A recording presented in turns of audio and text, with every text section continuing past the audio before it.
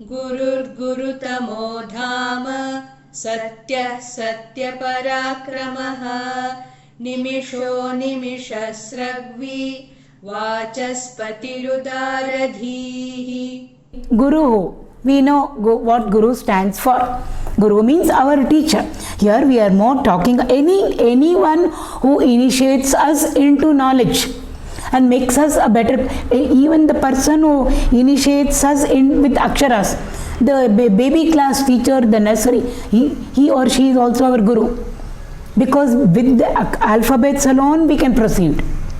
So Guru here stands for all our teachers, starting from our baby class onwards up to the 10th and then the college and whatever we have all studied. Not only that, anybody who teaches us anything apart from our regular schooling that we have gone through college is also a teacher. Art forms are there. Somebody teaches us how to cook. Mother taught us how to take a bath, how to get dressed up, how to eat without spilling, how to walk. So everybody is a teacher. Mother is a teacher, father is a teacher. Of course our teachers in the school are a teacher. And then we go one step forward and we are talking about the teacher who has put the scriptural knowledge into us. All are gurus only to us. So who is called as a guru or a teacher? He is one who is able to communicate or transfer knowledge into us. He may be well versed, but the person who comes down to our level communicates to us at our level and helps us to understand whatever he wants us to understand is called as a guru. The guru has got so many qualities. He or she should have so many qualities. Not just an erudite scholar or a pandit. All pandits cannot become a guru. They may not be able to even sympathize with us and come down to our level and then explain to us so that we can understand. So such a person who alone can accomplish this communication or transfer of knowledge from him to us is called as a guru. Guru, two words, two alphabet there. Gu is there, Ru is there. In the Guru Gita we have different meanings for this word guru also, one or two. Guru means one who dispels the ignorance that is there in us, who takes away the ignorance from us, is also called as Guru. So one who removes the darkness of ignorance by bringing in the light of knowledge into us is called as a Guru. That's one meaning. Another meaning, Ru. Gu means guna. Ru means rupa. Guna means qualities. Rupa means form. One who is beyond qualities, qualityless, attributeless, gunatitaha, and one who is formless, rupatitaha. So one who is rupatita and gunatita now for the time being has taken up a form, has taken up a name, has taken up some qualities and then come to us. Why? Because we need the Guru externally for us to teach. So Guru means that. So many meanings are there for Guru. One or two, simplest one. So that is called as Guru. So who is the Guru? Narayana. Lord alone is the Guru for all of us. That is why Guru Brahma, Guru Vishnu, Guru Devo Maheshwara, Guru Sakshat Parabrahma. So even every teacher, in Avadhuta Gita we come across the whole universe as a teacher. The whole universe is a open university, where if we have the eyes and the ears and a proper mind behind it, we can learn from everything in nature. We can learn from the sun, the moon, the stars, the cosmos, from the thunder and the lightning, from fire. We can learn from the bees, from the trees, from the leaves, from the flowers, from the lakes, from the rivers, from the mountains. 24 teachers are there in Avadhuta Gita. None of them are, teacher like how we project. Not the, usual. All from nature. And the master says over there, I learned from, he says, how can I tell you about my Guru? Because the king asks, the Avaduta, the realized person over there. I would like to know from whom you got all this knowledge. He says, infinite are my gurus. So how will I, talk about each one of them and what I learned from each one of them. But just because you asked me, 24 of them I will list out to you. So they say there is a message for us from everything. A bird. Silence can teach us so much. We always think the teacher has to open the mouth and talk to us. So sound should be heard, gross sound. Only then teaching gets accomplished. But Dakshinamurti Stotra, we know that. The teacher taught through silence and the students had all their doubts cleared. So even through silence, silence also can become a mode of communication for us. In fact, that is the best mode of communication for all of us. So the word guru over here, in its significance and suggestiveness, it's large, deep, and vast is its suggestion and significance. So anyway, guru means teacher for all of us. All teachers. Teacher who has given to us objective knowledges, and our teachers who have given to us the scriptural knowledge also. Guru stands for that. Who are they all? They are all none other than Bhagavan himself in that form for us. So I mean, our entire perspective will change when we read this. Because in Vishnu Sahasranama, Narayana is Guru, Guru is Narayana. So my teacher who is standing in front of me is not he or she, whom we are either praising or criticizing, whatever it be. He or she is none other than Lord alone in that particular form. That's the way we must look up to our teacher, Guru. Next word, Guruttamaha, Uttama Guru, means the greatest of teachers, the best of teachers, or the universal teacher. If Guru is the individual teacher, Guruttamaha is the universal teacher. Krishnam Vande Jagat Gurum. He is not a teacher only for A, B, C, D students, or for this class or for that class, or for this particular group of students or for that particular group of students. He is the universal teacher. His teachings are always available for everybody.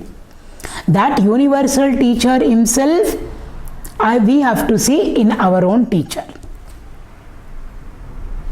So that's why in our tradition, the Guru Shishya Parampara is so important. And on Guru Purnima Day is a day on which we invoke the blessings of the entire Guru Shishya Parampara up to Guruttamaha. Who is he? Sadashiva Samarambha or Narayana Samarambha.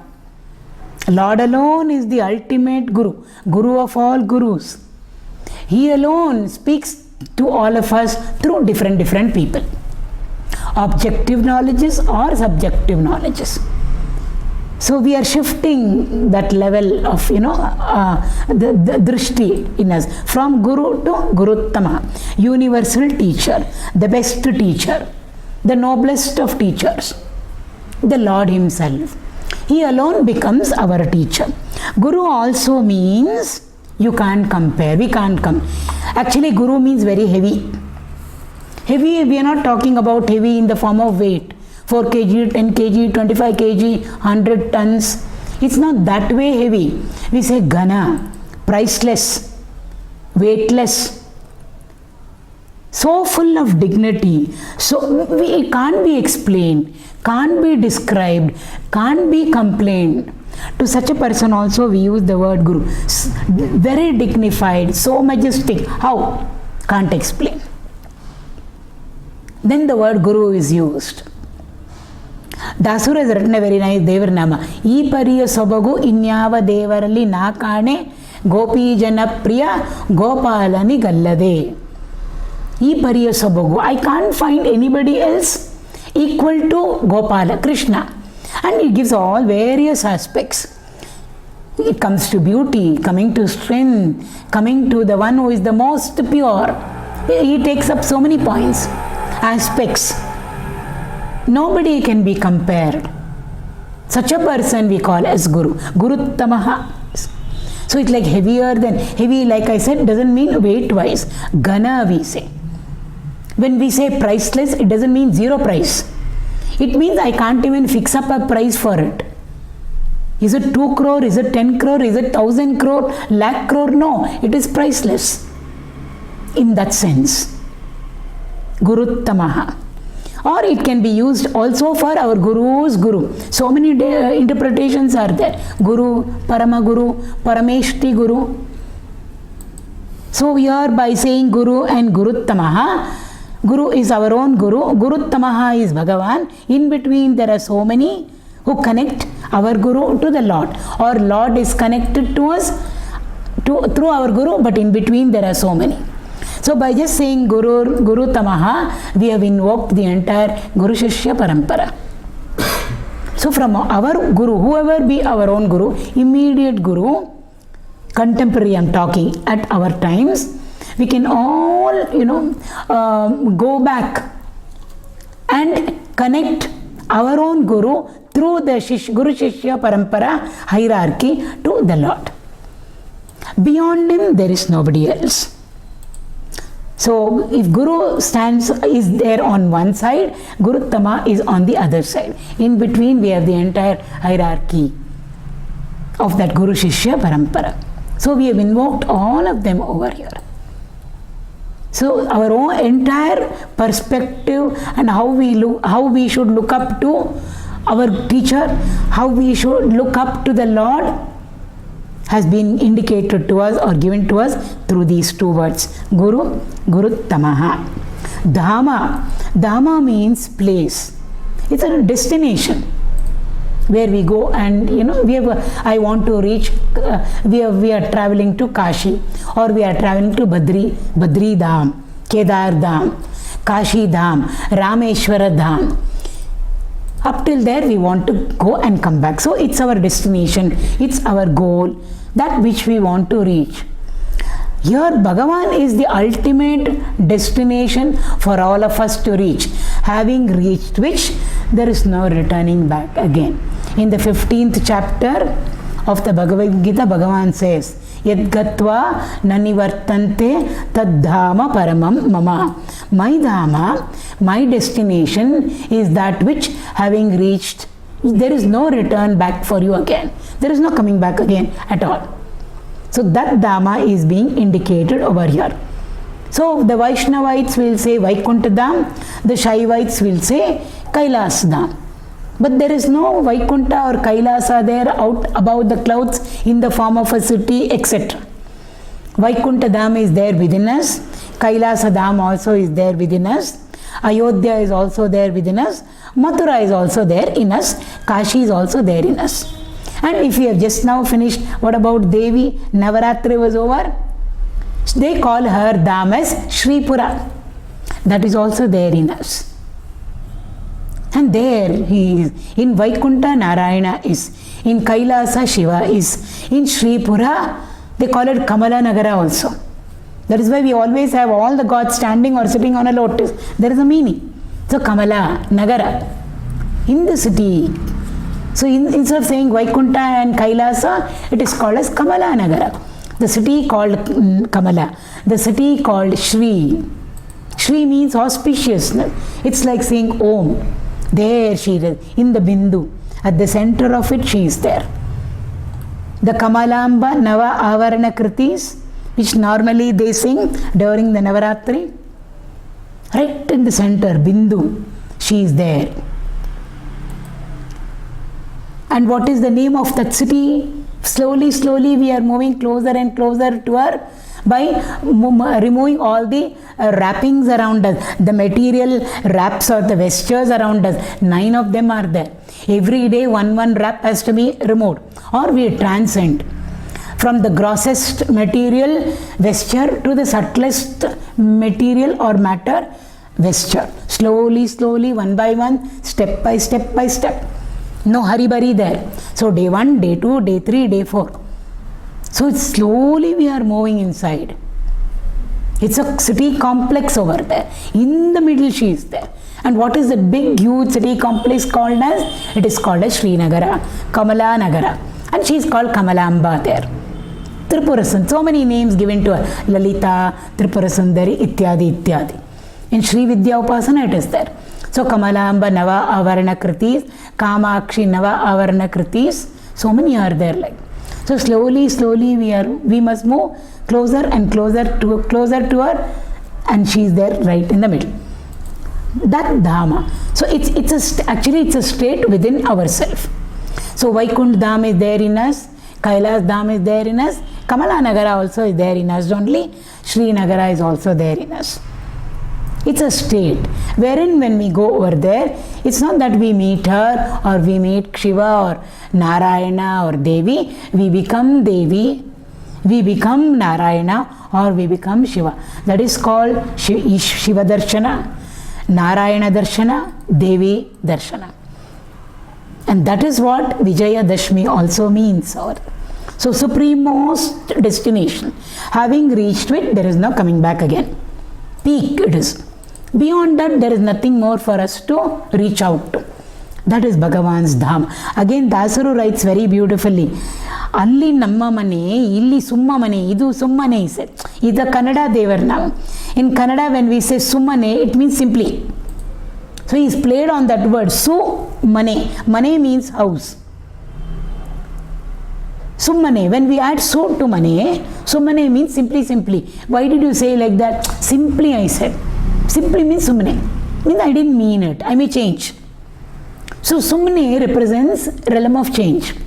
He says, Alli namma mane. There is my money. Mane means my dham. Illi, here, summane. Simply I am here on a tourist visa. He plays on that word summane. Then he removes the word su and says, there is my real money. This is summane. Simply I am here as a tourist for some time in the realm of change. And that money is the changeless, Dhama of Bhagavan. Gurudev very nicely used to say, whenever we greet each other, we don't say hi, bye. We say Hari Om. Each one has got different. Some say Jai Shri Ram, some say Ram Ram, some say Shiva Shiva, some say Jai Shri Krishna, some just say Om and greet a person. Or even when we are moving away, we say Om and then go away. Instead of saying bye. So here we have been taught to say Hari Om. H-A-R-I, Hari, Lord Hari. Om. Om stands for Paramatma. So Hari Om, Hari Om. He used to play on the words. He used to say, whenever you say Hari Om, it means hurry back to your home. H-U-R-R-Y, Hari. Quickly go. Go where? Om. H-O-M-E. So Hari Om can become H-U-R-R-Y, H-O-M-E. So each one of us is telling the other, hurry back to your own home from where you came. Because if you reach that home, again you will not come back to samsara. This samsara, terrible samsara, will not be available for us if we reach that home. So therefore go to that home. Don't go very slow. Hurry back to your home. So Hari Om, Hari Om, Hari Om is H-A-R-I-O-M for us. So Dhama means that. Satyaparākramaḥ. Two words, we are putting them together. Normally they go together. Even in the Ramayana we come up Dharma. In place of the word Satya, Dharma has been used in one of the chapters. So here it is Satya. Satyaparākramaḥ. Satya means truth. So we all have the knowledge of truth. At least at Vyavahara level we know. I should not tell lies. We know that. I should not tell lies, all of us know. But do we tell lies or we don't tell lies? Each one of us knows ourselves. So we have the knowledge in us, but it is not active. The knowledge of what truth is, we have, but it is not active. It is passive in us. So therefore, Satya means truth. God is truth. What is God is truth? Truth means what? That which exists. Existence means, now I want to know in space and time. Always was, is and shall continue to be. Never is subject to change. Is called as Sat Vastu. What about space? Always is available. Everywhere. As much as the Lord is available in Badri and Kedar, He is available in all our cities. So therefore, that is the meaning of Satya. In space and time, one who can never ever be denied. That factor is called as Sattvastu. Satyam, we say. That is why God is truth or truth is God. But then very often we don't stick, we have no conviction of it. We have not put it into practice actively. So all the knowledge that God is truth in all of us is passive. It is not active. It is there in us. It is static, status quo in us. I know, but are you following it? No. Satyaparākramaḥ means dynamic truth. I put it into action. In every field of activity, I put it into action. That is called actively participating in the concept of truth. How far we are from that. When Rama is addressing Sita in Valmiki Ramayana,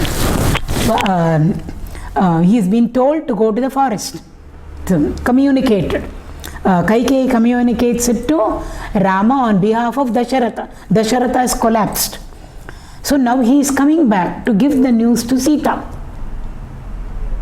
He is thinking to himself, I am sure she will not create a scene. She will allow me to go to the forest. Why? She is Dharma and she is Dharma Parayani also. Not only she knows Dharma, passive, status quo. Not only she knows, she has the knowledge of, but she also practices it. She puts it into practice, or she is the one who is practicing Dharma. She knows Dharma and she practices Dharma. Sita also asks Hanumanji when he comes to visit her in Lanka. She gives a few qualities of Rama. She says, I know he has all these qualities, but is he practicing it? Hanuman, she asks over there. So beautiful it is. So therefore, two words, Satya, Satyaparākramaḥ. One is just simple truth. God is truth. But then we have to put it into God, satyaparākramaḥ. It is dynamic also. In science, we will call it as potential energy and kinetic energy. Potential energy we can't see. Electrical energy just behind the socket over there, 2 holes or 3 holes. It's there. It is there. It exists.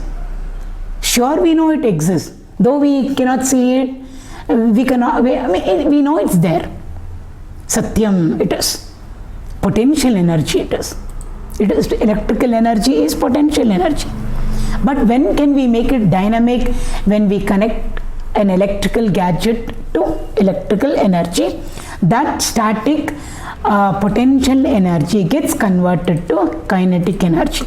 There is motion, there is movement. Something is changing over there for all of us to take advantage of, to use, to see, to hear. Sound energy we can hear through electricity. Light energy we can see in the form of whatever we are seeing in the TV, etc. Wind energy when the fan is moving. So therefore there are always 2 aspects for energy: potential energy, kinetic energy. Satyam over here stands for potential energy. Can't see, but it is a phenomenal energy, power, invisible for us right now. We can't comprehend it, we can't apprehend it, but it is there right now. Sure, electricity is there, yes. You want to go and touch it over there? No, because we know it is there. But it's there, but we can't see it. A child may go and touch, and then they will get an electric shock. Satyaparākramaḥ is that energy which is dynamic, actively participating in the context. Every field of activity, it will be different. So Bhagavan is not only the truth, but he is the practicing truth also. He is not just static truth, he is dynamic truth. Not only is a lawgiver, but he makes sure the law is implemented, obeyed. He administers them. He makes the wind do its job. He makes Agni, fire, do its job. He makes water do its job. Movement is there. We can see it. There is dynamism over there. Sun gives heat and light. Moon also gives its cool moonlight. Everything Like I said, the whole universe of things and beings are all included and incorporated in these two words. These two words embrace everything. Satya, satyaparākramaḥ. Potential energy. Satyam stands for passive. I wouldn't like to use the word passive over there. It just stands for truth, which we all know of. Are we practicing it? Then only comes the dynamism part. So satyaparākramaḥ means it is that truth which is dynamic. Lord is truth and Lord is dynamic truth also. Brahman, he is Satya, Sattva, Satchitananda. But then he has got his dynamic part also when he functions as Brahma, Vishnu and Maheshwara, wherein he is doing Srishti, Sthiti and Layakarya. So the Trinity is the dynamic truth. Beyond that is Brahman, the static truth, just truth over there. We can't even describe him or define him as truth, because nothing we can use for him. But for our sakes, the teachers use the word truth. So that Brahman alone, that Sattvastu alone has become the Trinity over here. And they are doing their particular functionings as creator, as the one who sustains, as the one who annihilates. So there we see dynamism. But beyond, if we transcend the Trimurti and go, we will not see dynamism there. We will not be able to connect with the kinetic energy there. It will only be potential. It is there, but it's not available for any of our equipment to comprehend and apprehend. That's what it means. Both these we can again explain them out as Prakriti and Purusha also. Purusha stands for truth. Prakriti stands for Prakriti Purusha. Purusha stands for Satya and Prakriti stands for Satyaparākramaḥ. Prakriti and Purusha. Kinetic energy, potential energy. Both of them together they should be. Ardhanarishvara concept. Half. One half stands for the static part and one half stands for the kinetic part. Potential part, kinetic part. Looking at it from far, it looks like they've got contrary properties, contrary opposite qualities, tadviruddha lakshanas. They can never ever merge. They will never merge. They are like water and oil. They will never merge with each other. It looks like that. At our level, yes, they will never merge. But at the highest level, they merge. Tadviruddha properties, those two aspects, Prakriti and Purusha, which have got totally contrary properties and qualities, which look seemingly, they can never mingle with each other and become one. At a very high level, they merge with each other. It's an amazing, it will leave us with wonderment. And that has been very beautifully taken up by, Shankara has given us a very beautiful stotra, Ardhanarishvara stotra over there, wherein we can get a glimpse of the kinetic, we can get a glimpse of the potential, and how beautifully they are in harmony with each other. They are complementary to each other. They are not separate from each other. It's not that they can never ever mingle or mix with each other. It looks like they can't, but they do. And that's the beauty of it. So that is what these two words stand for. The scope of explanation and discussion on these two is very vast. Satyaparākramaḥ. Both should be there. So the Prakriti aspect and the Purusha aspect. Even in a Dharma we should know, but Dharma also we should practice. Truth we should know, but we should practice. Love we know. I know what love is, but we go on hating everybody. Are we practicing it? We know corruption is bad. Are we practicing it? It's like that. Both of them go together. Satyaparākramaḥ. Nimiṣaḥ and animiṣaḥ. And very nice two words which go together, not really go together. A very beautiful explanation. I think it's almost 5 o'clock. So we will go through nimiṣaḥ and animiṣaḥ next time. Nimiṣaḥ means where with eyelids closed. Every moment we are winking. Upper eyelid comes close to the lower eyelid and then goes back. We constantly keep on winking. So when we close the eyelids, our eyes are closed. Immediately the upper eyelid goes back. Lower one stays where it is. And we have opened our eyes. So nimiṣā means the condition where our eyelids are closed. Animiṣā is the opposite of it, where our eyelids are not closed, means open. So nimiṣā means eyes closed. Animiṣā means eyes open. So Bhagavan, nimiṣā means one with eyelids closed. Animiṣā means one with eyelids open. What does it mean? We should know. Nimiṣaḥ and animiṣaḥ. There are two words. Nimiṣaḥ means when we close our eyelids. So when we close our eyelids, obviously our eyes are closed. So Bhagavan is called, that condition of Bhagavan wherein he has closed his eye. He who has closed his eyes. He who has closed his eyelids. When do we close our eyes? When we are thinking or concentrating on something very, very substantial, very, very important, we normally close our eyes. Even when we are trying to check up whether the salt is perfect in the sambar, when we are tasting it, for a fraction of a second our eyes close. When we are offering our namaskars to the Lord, or when when we are applying Lord's prasad, vibhuti or kumkum from the temple on our own forehead, that fraction of a second we close our eyes. So what is the meaning of closing our eyes? We are becoming introvert. At that point of time, we are completely cutting off the outer external world of things and beings, the outer experiences, and we are trying to connect with something which is totally within us, an inward or an inner experience. So that is what is meant by the word nimiṣaḥ. One who has closed his eyes means one who is completely introvert. And that is the state in which all our masters are in, realized masters. Though they are amongst us and working for us, they are always rooted in their own realization, self-realization that they have achieved. From that, rooted at that point, they function amongst us. So nimiṣaḥ means, that's what it means. Basically it means introvert. So Bhagavan is always rooted in his own glory. He is rooted in his own divinity.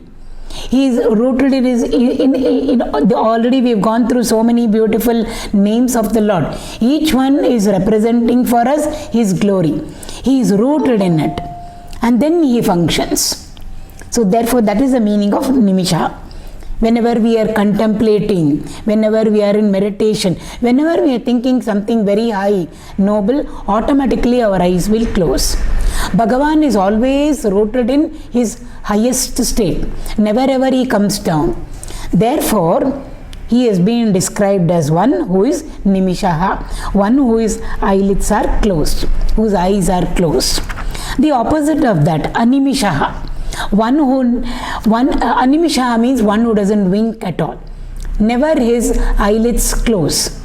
So eyelids, whenever we close and open our eyelids, we call it as winking. Therefore, Bhagavan never ever winks. He never closes his eyes. Means always it's wide open. Wide open means he's always seeing whenever we close our eyes, at that point of time, we fail to register whatever is there in front of us. Whatever it be. Why did you close your eyes? It was so beautiful, that scene, whatever it is. You close your eyes and you missed it. Maybe we were looking at a serial or whatever it is.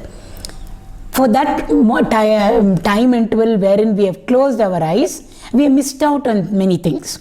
Bhagavan, who is the eternal knower of everything that is happening in all the worlds, inside and outside, external world, inner world, because he is there within us also. So when he is there within us, he should be able to see what is happening not only outside of us, all our activities, our transactions, but exactly what is happening within us also. because he is the one who is coordinating all the dynamism which is happening even in our physical equipment.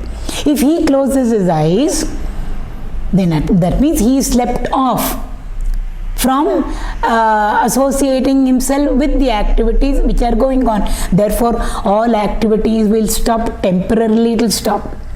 So even when we are sleeping, every day when we go off to sleep at night, there is somebody who is awake, one whose eyelids never ever close. Who is it? Bhagavan in us. It's a suggestion more than trying to view the Lord with one who never ever closes his eyelid. When we don't close our eyelids, it's a strain on us. It is exhausting on us. We're not talking that way.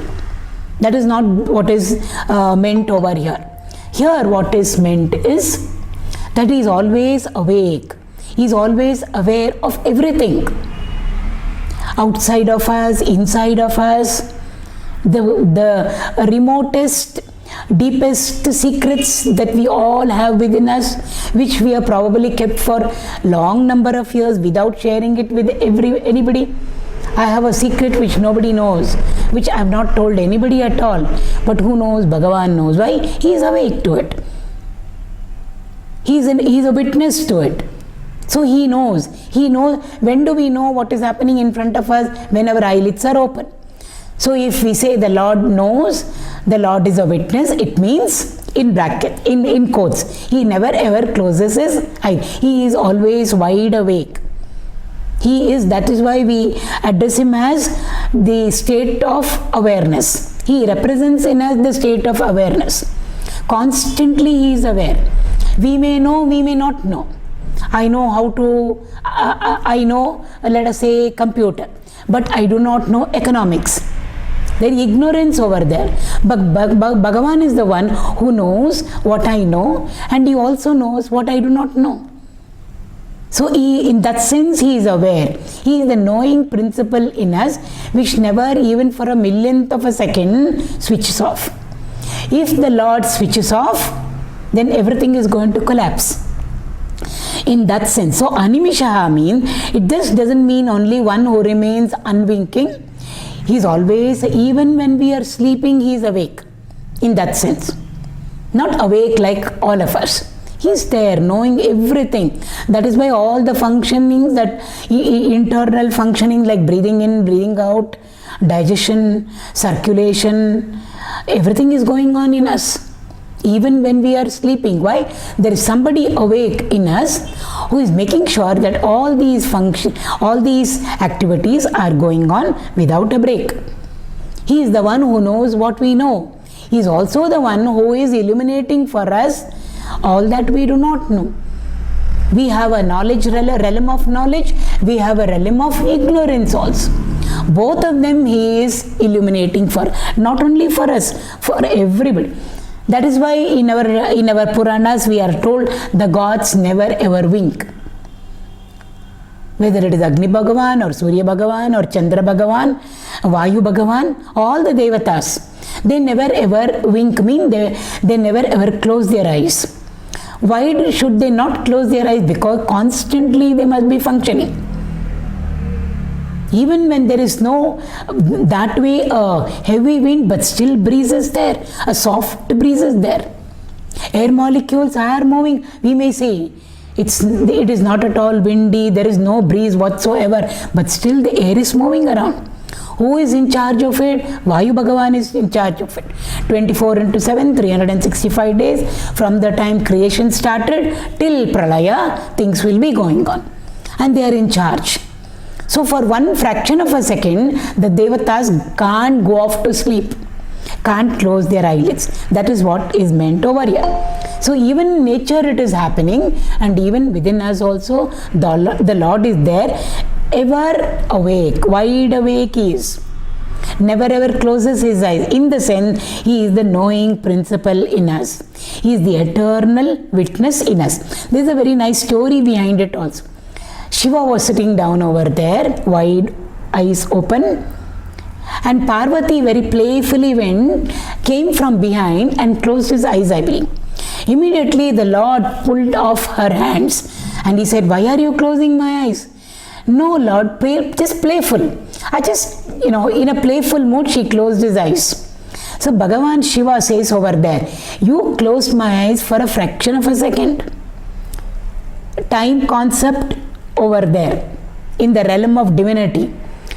He says, you should not have done it. When I close my eyes, you know what all can happen in the world down there, in the Martyalo, in all the worlds? Everything can become dark. Activities will cease because I am not there. I am not a witness over there. I am not looking after whatever dynamism has to go on over there. Why did you close my eyes?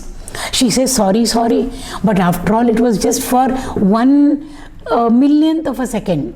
He said, for you it is 1/1,000,000th of a second. Look down there. Our time clock, time and their time are different. That is called the relativity of time. What is 1/1,000,000th of a second or what is 1 second for the Lord can be hundreds or thousands of years down below in our mortal plane of existence. So if Parvati closes Shiva's eyes for 1 second, over here in our world, thousands of years have passed without the Lord being a witness, without the Lord being the one who is looking after the dynamism behind all activities. So in that sense, 𝐴nimiṣaḥ. So he is both. He is one who has closed his eyes also, in the sense he is rooted within himself, and he is also 𝐴nimiṣaḥ, means he is always ever wide awake to everything. He is the knowing principle. He is the eternal witness to all that is happening in all the worlds, external, internal, at all levels. That is the meaning.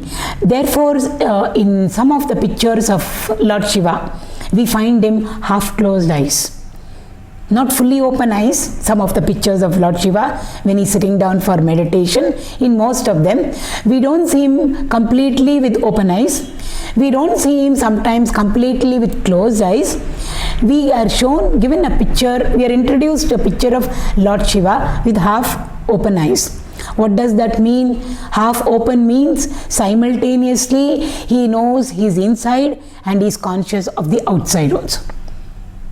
So that is the status in which all our men of realization are, our masters are, our rishis are. They are rooted within themselves in their own self-realization, in their own experience of the higher state of realization. At the same time, they are able to engage themselves in various activities for the welfare of the people. Half closed eyes means one who can see inside and outside. One who can see inside and outside means he knows what he is, he knows who he is. He is very well centered in his own divinity. At no point of time is he not aware of his divinity. And at the same time, the Lord knows how to look after the world outside, the world of things and beings, and engage himself for the welfare of the world. 𝐵𝐵, 𝐴nimiṣaḥ. Sragvī means one who has got a mala on himself. Mala means usually, because this is Vishnu Sahasranama, we know he always wears a Vaijayanti mala. So it can be a Tulasi mala or it can be a mala made up of different flowers. So normally we liken flowers to both good qualities. Nama Kusumalu. There's a very beautiful kirtan by Tyagaraja Swami. He says when actually flowers are not available for us for doing archana to the Lord to offer, your names are flowers. Every name of the Lord is a flower that I am offering unto you. And every name we know is nothing but the Lord's glories.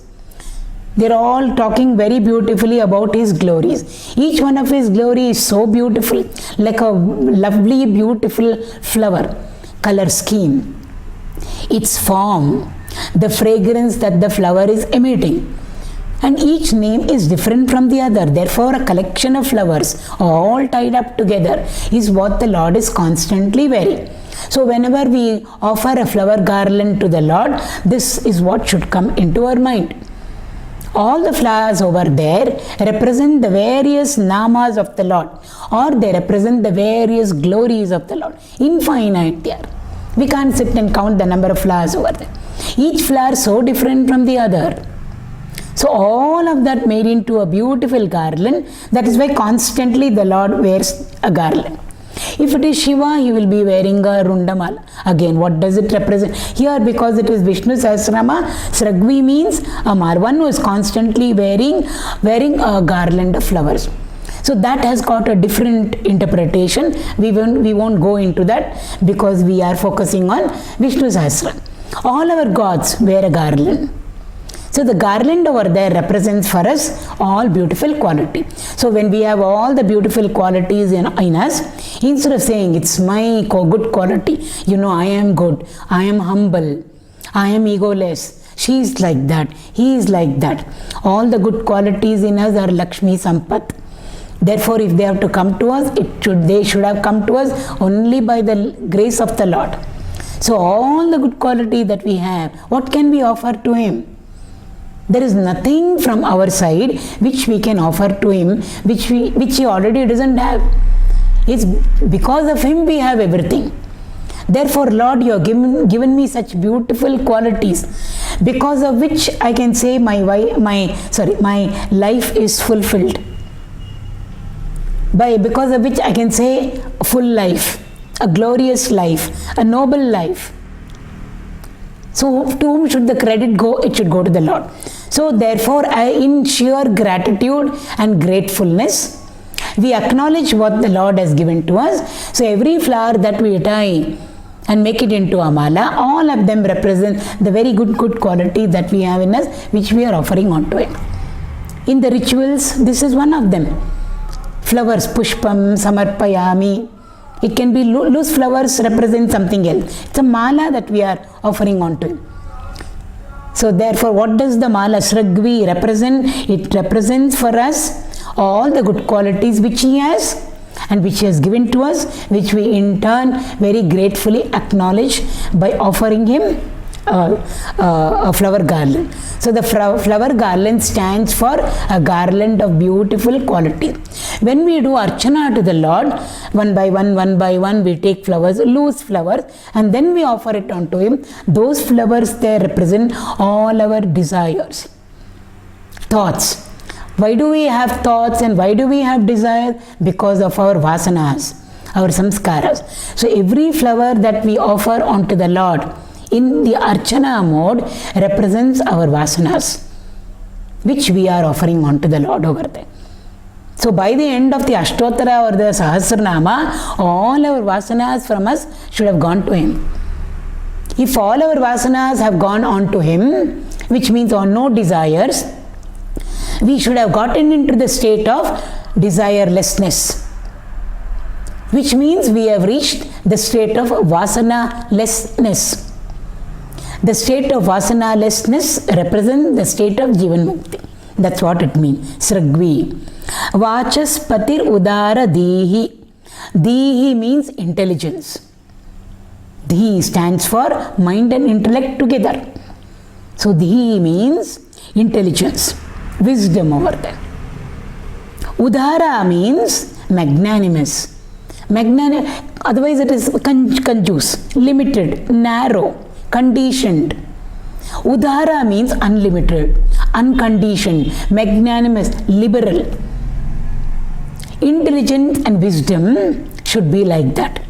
Whenever we acquire knowledge from outside, it becomes our wisdom. When knowledge becomes a conviction, it becomes the memory in us, it becomes the wisdom in us. We should never keep anything to ourselves, because that is also Lakshmi Sampat.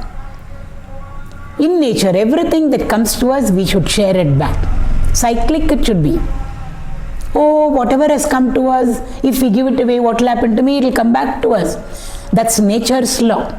Nature knows how to give back to us also. And when she gives back, she won't give back 1:1. When we give to her 1, she will multiply it 10 times, 100 times, 1000 times and give it back to us. But with that in mind, we should not give. Therefore, it is a sharing. So, udharadhihi means sharing, a very large-hearted sharing of wisdom, sharing of intelligence, sharing of knowledge. With whom? With everybody around us. Should never keep anything for ourselves. Whether it is Uddhava Gita, which comes in Bhagavad, or whether it is a Bhagavad Gita itself, at the end, Krishna tells us that. What should we do? What should Arjuna do after listening to the Lord for such a long time? So much of knowledge has entered into him. Bhagavan says, this you must now share with everybody. And if you share it with everybody, it is as equivalent to doing a yajna. Bhagavan says in the 18th chapter. So do your yajna. How can I do my yajna? With what should I do? With whatever I have. What is it that we have? Knowledge we have. So never we should keep anything to ourselves, including material wealth. Whatever we keep for a long time without usage, if we rest anything, it will rust. The still waters, which have no motion, movement, like rivers, lakes, they can stink, stagnant. Stagnancy is death. Movement is life. Therefore, everything that we have, we should learn to share in cash, in kind. Shaktyanusar, how much ever we can do, charity.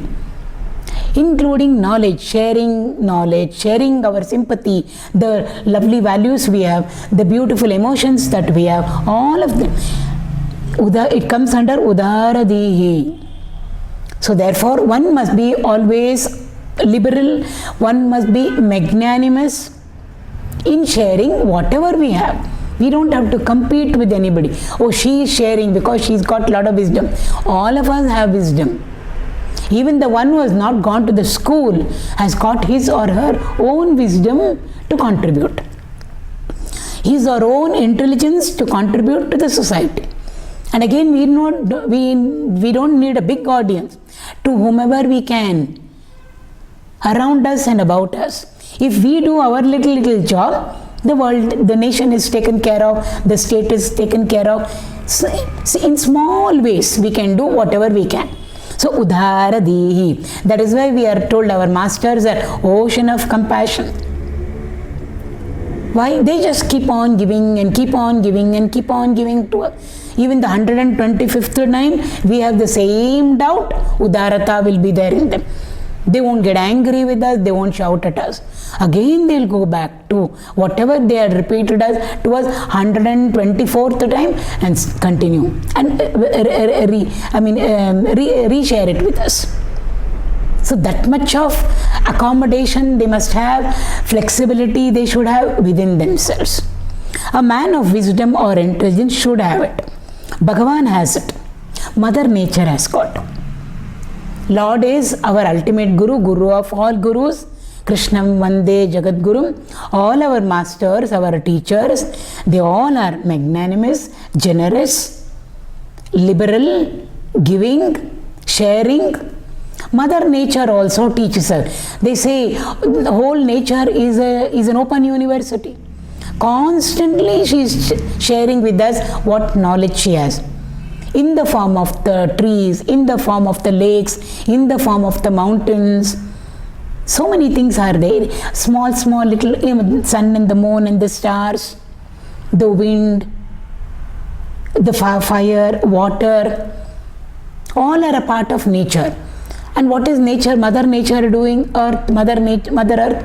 All of them are constantly teaching us. Provided we have a mind focused and concentrated, willing, ready to learn mind behind our eyes and ears. We can learn from nature. She is constantly Avadhuta Gita. 24 gurus. From where? Not human beings over there. There are one or two also, beings who the teacher there recognizes as his guru, most of them are all from nature, which we think is inert and insentient. I learned from the sun, I learned from the moon. And after teaching one person, the moon doesn't or the sun doesn't say, enough now, I'm stopping my method of teaching, or I withdraw teaching the next person, or nobody gave back to me in the form of Guru Dakshina, therefore now I am going to withdraw and not teach anybody. Doesn't mean they are constantly 24/7, 365 days in teaching mode. Nature. That is the meaning of udhāradhīḥ. How intelligent nature is. How so much of knowledge and wisdom packed over there. And constantly she is sharing it. And never ever will she choose and compare and contrast. Should I teach this one or should I not teach this one? It is open for everybody. And over here, Vāchaspati means eloquent. Eloquent means the ability to be able to communicate the knowledge. The teacher should be able to communicate the knowledge to the student. It's a skill. It's an art. Communication is an art. So that should be there. Many people are intelligent. Many people may have got PhDs and postdocs they may have, but they may not be, for some reason, they may not be able to communicate that knowledge that they have to the students who are there in front of them. But when they are eloquent means when they are able to communicate that skill they have of being able to transfer the knowledge that they have in them to the one who is there on the other side to receive. We say the person is very eloquent, the person is a very good communicator. So all our masters are very good communicators of knowledge. Bhagavan is the best, the greatest communicator of knowledge. In the end, in the Bhagavad Gita, Krishna asks Arjuna, I hope your confusions are ended, your doubts are all cleared. I hope you have understood. Arjuna acknowledges, because Krishna is teaching him over there. His communicative skills, Vāchaspati, he is the best. Jagadguru he is. The only thing is the student must be available for the teacher, that's all. And Arjuna was a student who was 100% available for the teacher. Therefore the communication becomes effective. 100% transfer. Both of them have to be in tune with each other, the teacher and the student. If they are in tune with each other, maximum transfer takes place. We call it as tuning. Even in electricity, electronics, tuning in of circuits. When two circuits are tuned to each other, maximum current flows from one circuit to the other. So when the teacher and the student are in tune with each other, maximum transfer happens from the teacher to the student. So therefore, two words, it's a complex word over here. Vāchaspatirudāradhīḥ. Mother Nature also is like that. Not only she is full of knowledge, not only she is packed with wisdom, but she is constantly teaching us. She is very, very generous. She never ever blocks her knowledge from entering into us. But how does she communicate? She is very eloquent. How? By not opening the mouth, she is teaching us. Silence, they say, is very, very eloquent than words, gross words, which reaches our ears. More than that, silence can teach us. So silently Mother Nature is doing her job. She is so silent. How can we learn anything through silence? She is very eloquent. She is very communicative. Lord belongs to that group, and all our masters, they are all Vāchaspatirudāradhīḥ only. So silently Mother Nature is indicating to us, teaching us so many lessons every moment in our life. If we are available, it is reaching us. Only we should be receptive for that message to come to us. If we have not got or we have not learnt anything from Mother Nature, it's not her fault. It is because we have switched off. If we close the window and draw the curtains, sun's rays can't come in, sunlight can't come in. We can't blame the sun for it. So similarly, the Mother Nature is constantly in transmitting mode. And how does she transmit? Silent mode. But we should be receptive to it, and then only we can pick it up. So Bhagavan is vāchaspatirudāradhīḥ. He is knowledge of all knowledges. He is wisdom all full. And he is also Udara. His knowledge, his wisdom is always, in all places, in all time, under all situations, conditions, available for all of us.